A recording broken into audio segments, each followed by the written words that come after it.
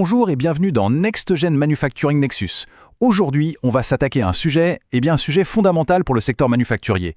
On va parler d'un vrai changement de mentalité, comment on arrête de juste réparer ce qui casse, pour commencer à concevoir un avenir beaucoup plus fiable. En gros, l'idée c'est de ne plus subir les problèmes, mais de les anticiper. Allez, on entre direct dans le vif du sujet. Ce qu'on a là, ça s'appelle le cercle du désespoir. Et ce nom, il est bien trouvé, parce que c'est un véritable piège pour énormément d'entreprises. Tout part souvent de quoi? De priorités, disons émotionnelles, pas logiques. On répare la machine qui grince le plus fort, celle qui fait le plus de bruit, mais pas forcément celle qui est la plus critique pour la production. Et voilà, le cycle est lancé. Un cycle qui, inévitablement, fait exploser les coûts et plomber la fiabilité. Le cercle du désespoir, et son coût qui est vraiment élevé. Alors, décortiquons un peu ce cycle infernal. Comment ça marche? Ça commence simple. On réagit à une panne, souvent dans l'urgence, donc on fait des réparations un peu bancales. Ensuite, qu'est-ce qui se passe? Pour compenser, on serre la ceinture, on coupe les budgets. Et c'est là que ça devient ironique. Ces coupes budgétaires, elles créent encore plus de pannes. Et hop, la boucle est bouclée. On recommence. Encore. Et encore. Bon, on pourrait se dire que c'est une fatalité, non? Qu'on est condamné à tourner en rond. Mais et s'il existait un moyen de briser ce cycle? Figurez-vous qu'il existe toute une discipline pensée pour ça, pour empêcher cette boucle coûteuse de se former. Une approche qui vraiment change complètement la donne. Voilà la solution, l'ingénierie de la fiabilité, la solution proactive. Et c'est vraiment ça la clé, ce mot, proactif. On arrête de subir les événements, de courir après les pannes, on commence à les maîtriser, à les anticiper. Alors, qu'est-ce que c'est exactement? La définition formelle, c'est une discipline qui identifie et gère l'état des actifs et qui atténue les risques. Mais pour le dire plus simplement, le point vraiment crucial à comprendre, c'est que ça va bien au-delà de la simple maintenance. Ce n'est pas juste réparer des trucs. Non, c'est une véritable stratégie globale. On pense gestion des risques, on pense préservation de la valeur, et ce, à chaque étape. D'accord, mais concrètement, ça ressemble à quoi le quotidien d'un ingénieur en fiabilité? Son rôle, on peut le résumer en 3 grandes missions. D'abord, il y a l'élimination des pertes. Ça veut dire traquer les pannes qui reviennent tout le temps, les gros points noirs de la production, et les éliminer pour de bon. Ensuite, il y a la gestion des risques. Sécurité, qualité, production, tout est passé au crible. Et enfin, le point qui est peut-être le plus révolutionnaire, la gestion du cycle de vie. On se concentre sur la fiabilité dès la planche à dessin, dès la conception. Pourquoi? Parce que 95% du coût total d'un équipement, il est décidé à ce moment-là. C'est énorme. Et pour parler de fiabilité, il y a 4 piliers, 4 caractéristiques incontournables. On utilise souvent l'acronyme anglais RAMS. Alors R pour Reliability, donc la fiabilité, est-ce que ça fait bien ce qu'on attend de lui? A pour Availability, la disponibilité, est-ce que c'est en état de marche quand on en a besoin? M pour Maintainability, la maintenabilité, est-ce que c'est facile et rapide à entretenir? Et enfin, S pour Safety, la sécurité qui est absolument non négociable. Ça ne doit nuire à personne ni à l'environnement, c'est la base de tout. Maintenant, on va voir comment on peut prédire le point de rupture grâce au pouvoir des données. C'est là que ça devient fascinant. On va parler d'un outil qui permet de passer de la simple supposition, du « je pense que ça va casser bientôt », à une vraie prévision scientifique.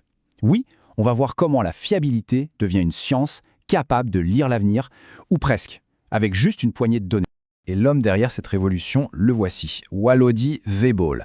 En 1937, cet ingénieur suédois a mis au point une méthode statistique et il a affirmé un truc assez audacieux pour l'époque, que sa méthode pouvait s'appliquer à peu près n'importe quel problème de durée de vie. Imaginez la réaction. Au début, beaucoup de gens étaient sceptiques, ils n'y croyaient pas trop. Mais l'histoire, elle lui a donné entièrement raison. Et c'est ça le secret de sa puissance.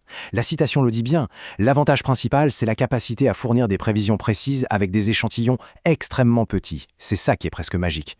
Pas besoin d'attendre des années et d'avoir des milliers de pannes. Non, avec l'analyse de Weibull, il suffit parfois de 2 ou 3 défaillances pour commencer à voir des schémas, pour obtenir des informations hyper précieuses. C'était et ça reste totalement révolutionnaire. Ok, alors concrètement, à quoi ça ressemble? Voilà un graphique de Weibull typique, c'est plus simple que ça en a l'air. Regardez, en bas, sur l'axe horizontal, on a le temps qui passe, la durée de vie de l'équipement. Et sur l'axe vertical, c'est le pourcentage cumulé de panne. Chaque petit point qu'on voit, c'est une défaillance. On place les points et ensuite on trace une ligne qui passe au mieux à travers, et c'est cette ligne, cette simple ligne, qui va nous raconter toute une histoire sur la nature de nos pannes. Et toute la magie de ce graphique, elle réside dans une seule chose, la pente de cette ligne. Cette pente, on l'appelle bêta. Et c'est un véritable détective. Si la pente est inférieure à 1, c'est-à-dire assez faible, on est face à de la mortalité infantile. En clair, des défauts de fabrication ou des problèmes de jeunesse.